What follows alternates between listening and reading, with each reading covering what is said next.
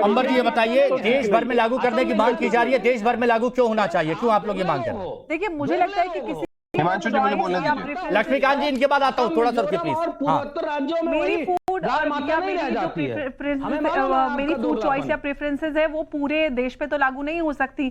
जिसको चाहिए उनको पता है कि क्या क्या हमारे कौन कौन से प्रोडक्ट में डल रहा है। ये सारी चीजें हमारी सरकार रेगुलेट करती है। तो अननेसेसरली हलाल और नॉन हलाल लगाकर ये समाज में द्वेष फैलाने का ये जो कार्य है बहुत समय से चल रहा है। और ये आज की बात नहीं कि समाज में इस तरह की बातों को उठाया जा रहा है। समाजवाद वाले तो सो रहे होते तो उनको तो खबर नहीं होती थी कि समाज में लोगों को क्या दिक्कतें आ रही हैं। यहाँ पर बैठ के लोगों को धमकाने या डराने के अलावा अगर आपने कुछ कार्य किया होता जनता के लिए तो शायद आप सरकार में होते।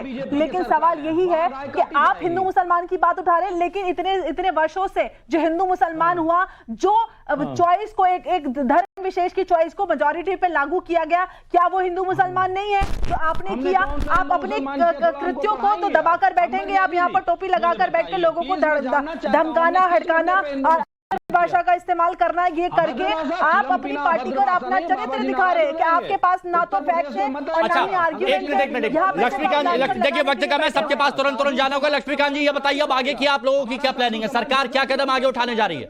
आपको फिर बहुत देखिए, जो भी देश हित में है, और ये जो समाजवादी पार्टी के प्रवक्ता यहाँ बैठकर इस तरह की बातें करते हैं, मैं इसका बुरा नहीं मानता, क्योंकि देश इनकी भाषा सुनता है और हमेशा से सुनता है, इसलिए तो इनकी ये दशा कर दी है।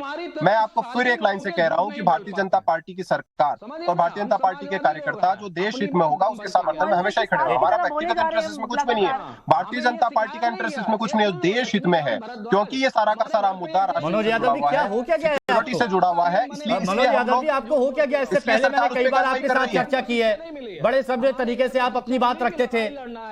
गलत होगा तो उसकी लड़ाई लड़ना नहीं, लेकिन एक पॉज का बटन होता है, पॉज का बटन होता है, प्ले का बटन होता है, स्टॉप का भी बटन होता है। गलत है। चुप आपने तो कैसे झटक गई है क्या? पार्टी ने यहाँ गलत किया। जिस तरह की बातें आप लोग करते हो उसी वजह से तो आपकी ये दशा है। आपकी दशा किस लिए है? अगर आपने आप इस सही रास्ते पर चलते तो आज आपको दशा होनी है। लेकिन मैं फिर दोहरा रहा हूं, भारतीय जनता पार्टी की कोई सरकार जो देश के लिए ठीक होगा उसके बारे में बात करेगी, नेशनल सिक्योरिटी के इश्यू से जुड़े हुए नहीं संवेदनशीलता से बात करेगी। अगर आज कोई भी ऐसा इश्यू जो भारत की सुरक्षा को लेकर खतरे में है, भारत की आंतरिक सुरक्षा को लेकर खतरे में है, तो हमारी सरकार उस पर संवेदनशील होकर कार्रवाई करेगी। जो देश की सुरक्षा के साथ जुड़ी हुई चीजें हैं। नहीं, कोई एक्शन प्लान तैयार किया है क्या? ये बताइए, कोई एक्शन प्लान तैयार किया है? लक्ष्मीकांत जी कोई एक्शन प्लान तैयार किया है? देखिए, इसके बारे में तो जानकारी सरकार देगी, लेकिन आप ये मानकर चलिए कि जो कुछ भी देश हित में होगा, जो भी भारत के हित में होगा, भारतीय जनता पार्टी की तमाम सरकारें केवल वही काम करेंगी। हम इनकी तरह नहीं है कि कोई नेशनल सिक्योरिटी का इश्यू हो या आंतरिक सुरक्षा का इश्यू हो, उसके ऊपर भी राजनीति करने और टीका टिप्पणी करने का काम कर दें। देश का विपक्ष आज इस हताशा से भरा हुआ है कि उसको किसी भी तरह के इश्यू में इस तरह की बातें करनी कमाल करते हैं आप भी। इसीलिए इन लोगों की जो दशा है, इनकी जो दशा, अच्छा ठीक है, अच्छा ठीक है, ये तो हो गया एक्शन प्लान की बात, बीजेपी की बात हो गई। अजहरी साहब, अब आप लोग कैसे आपत्ति जताएंगे? आप लोगों ने क्या, आप लोगों ने भी कुछ तैयारी की होगी आगे लड़ाई लड़ने की? देखिए, जो हो रहा है देश में वो किसी से छिपा हुआ नहीं है। लड़ाई लड़ने की तैयारी तो लड़ाई तो होती रहेगी। भाजपा के तरीकेकार जब तक सही नहीं होंगे तब भाजपा से लड़ाई चलती रहेगी। जब तक भाजपा हिंदू मुस्लिम करती रहेगी, भाजपा से लड़ाई चलती रहेगी, क्योंकि जुल्म के खिलाफ बोलने की कल भी आदत थी, जुल्म के खिलाफ बोलने की आज भी आदत है।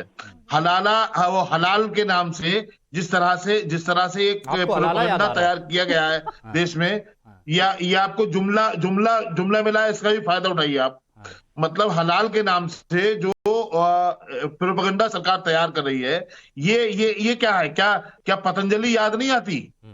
क्या गौमूत्र पूरे देश में थोपा जा रहा है? एक समुदाय गौमूत्र नहीं इस्तेमाल करना चाहता है, आपके लिए पवित्र होगा।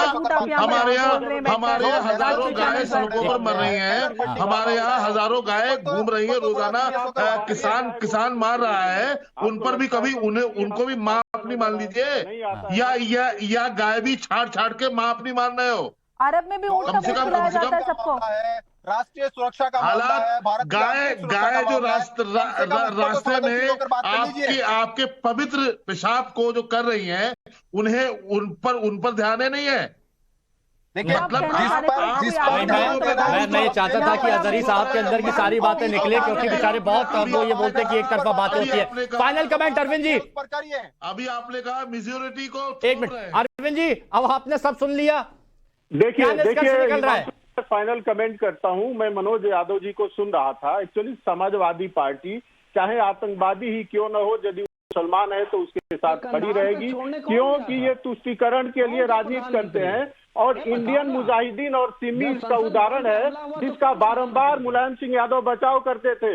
बाद में कोर्ट ने कहा कि आतंकवादी संस्थाएं हैं, तो इनके तो चरित्र में है ऐसे लोगों के साथ खड़े रहना वोट के लिए, भले ही वो आतंकवादी क्यों न हो, तो ये तो खड़े होंगे।